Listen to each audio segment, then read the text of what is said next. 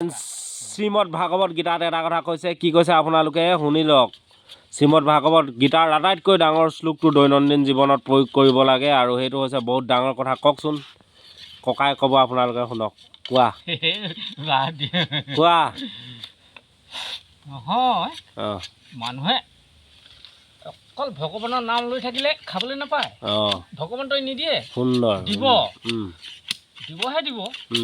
কিন্তু ভগৱন্তই এটাই কথা কৈছে যে মোৰ নাম লৈ থাকা, মুখে ৰাম নাম, হাতে কীৰ্তি কাম। তুমি হাতখনে কাম কৰিয়ে থাকা। এতিয়া ইমান ধুনীয়া সুন্দৰ কথা এটা কৈছে, শুনক। ভগৱানৰ নাম ল'লে আপোনালোকে জানে, স্বয়ং সৃষ্টিকৰ্তাৰ নিয়ন্ত্ৰণ যি কৰে, তেওঁৰ নাম লৈ কীৰ্তি কাম কৰিবলৈ কৈছে। কীৰ্তি মানে য'ত মহানতা সুন্দৰতা আছে, সেইবুলি চুৰ কৰিবলৈ, ডকাত কৰিবলৈ, আনৰ বেয়াটো কৰিবলৈ কোৱা নাই। মুখে ৰাম নাম লোৱা আৰু কীৰ্তি কাম কৰা।